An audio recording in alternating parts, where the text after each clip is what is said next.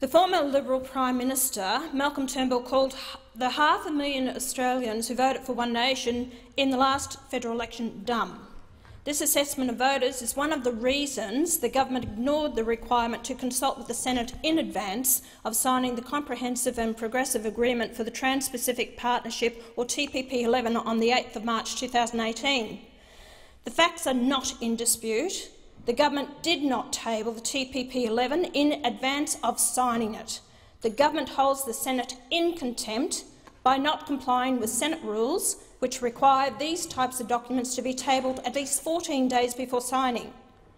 The failure by the Attorney-General to release the full Brexit legal advice triggered a vote in the British Parliament yesterday, which found ministers in contempt of the Parliament and ordered the immediate publication of the advice. The British government, after the vote, said they would now publish the advice. The parallels between the failure of this government to table the TPP-11 and the failure of the British government to table Brexit advice are obvious. The difference between the two governments is that our government thinks contempt is a badge of honour and the British government thinks it's a badge of shame. The government has told us they will not bend to the will of the Senate and table free trade agreements in advance of signing them. They do say they will continue to ignore the will of the Senate and the people of Australia and make the agreements public after they have been signed, leaving no option for those affected but to accept it. Deals done in secret always raise concerns about corruption. Instead of persuading the Senate to change the procedural order of continuing effect 20, the government prefers to treat the Senate as a rubber stamp. Although the government signed up to the TPP-11 in March, it took until October for the government to present the enabling legislation to the Senate. I did not support the TPP-11 enabling legislation in the hope the government would be unable to complete all the applicable legal procedures necessary for entry into force of the agreement. I am worried about the TPP-11 free trade agreement because jobs will go overseas and because land mine provisions known as Investor-State Dispute Settlement Provisions, or ISDS provisions, remain. The damage these ISDS provisions have on us is illustrated in the Philip Morris case. Philip Morris decided to sue the Australian government after the passage of the Tobacco Plain Packaging Act in 2011. The company could have sued the Australian government in an Australian court, but they thought their chances were better in an international tribunal using international law. Philip Morris looked for a suitable free trade agreement with Australia and then restructured their business to create an overseas parent company in Hong Kong. The government says it won the Philip Morris case, but in fact the case was not heard because the tribunal decided it was abuse to restructure just to sue the Australian government. Challenges to Australia's tobacco packaging policy continue within the World Trade Organisation. We should have never allowed the decision of a three-person tribunal operating under international laws to override the High Court of Australia.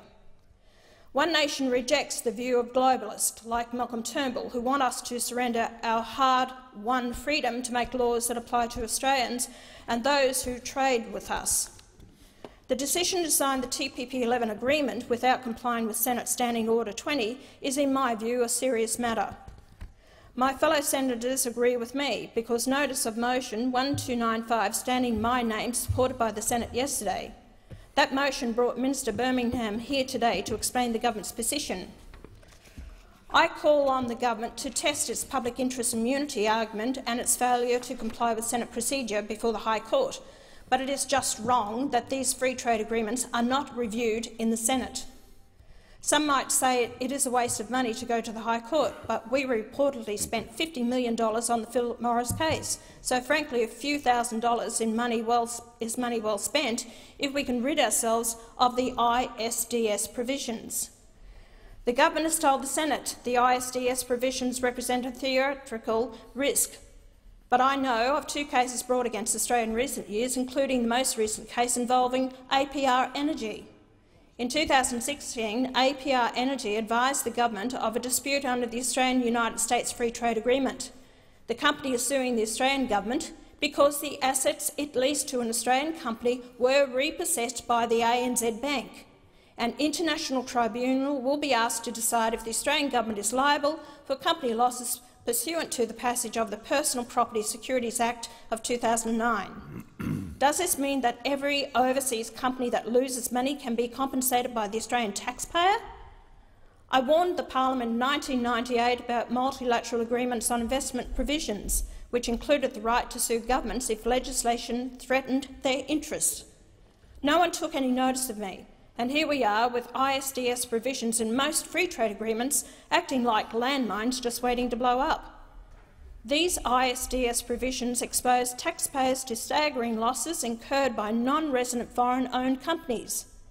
Australia is particularly exposed to ISDS losses because of the number of multinational companies operating here. These multinationals can pick and choose from an array of free trade agreements when they want to sue the Australian government. These companies have revenues greater than most countries in the world and deep pockets to fund actions against governments. The provisions that allow foreign-owned multinational companies to sue the Australian government are not in the national interest. Their existence in many agreements, including the TPP-11, may be a factor in the government's unwillingness to reform weak laws that give us payment for our vast reserves of gas and Commonwealth water. Are the benefits of free trade agreements, including investor-state dispute settlement provisions, worth the risk of being sued in an international tribunal? The answer to that question depends on whether you are a winner or a loser in TPP-11.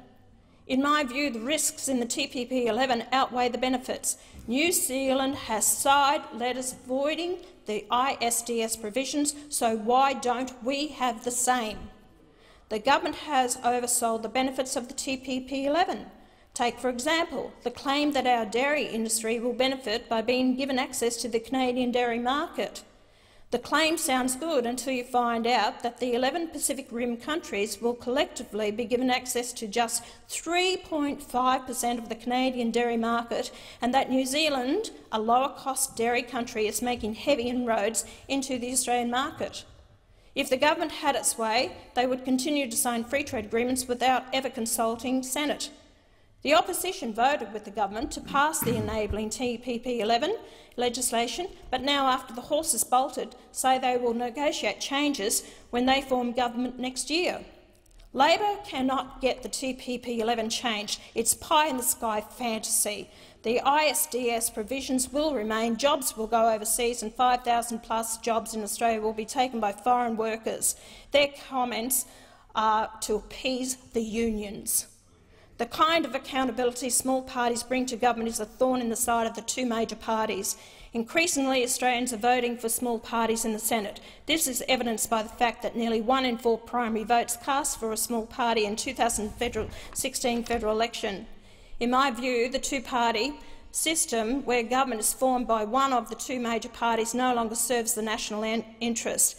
And I can assure the people of Australia, and I'm here because of no fear or favour, I'm here to work for the Australian people and call for accountability from this government and anyone who is in government. I can see a time where government is formed by a coalition of smaller parties. It works well in Germany, where it has proved stability and prosperity for the largest economy in Europe. I must go to some of the minister's comments. He says unemployment is down, and he said this has happened since the 1980s. Well, I would like to refer the minister to the fact that unemployment in the 1960s was 2.6%. And he says that people are out there, more jobs in Australia. More people are working because families, both the husband and wife, have to work to pay for the ever-increasing cost of living in this country. One time women were able to stay home and raise their children. Now they can't have that option because they must pay for the bills. So it's all pie in the sky. He's talking through his hat, as far as I'm concerned. And talk about free trade agreements. Well, the day that they signed the free trade agreement with America, from day one we got rid of all our tariffs, and America kept their tariffs on from between 11 to 18 years on wool, wine, horticulture, cotton, beef. So it has not been in the best interest of Australia. I am not opposed to free trade agreements, but make sure they are in the best interest of our country and don't hold the Senate to contempt, which they have done, and abide by the rules. Section 20, lay the documents on the table 14 days before. Thank you, Senator Henson. Senator Carr.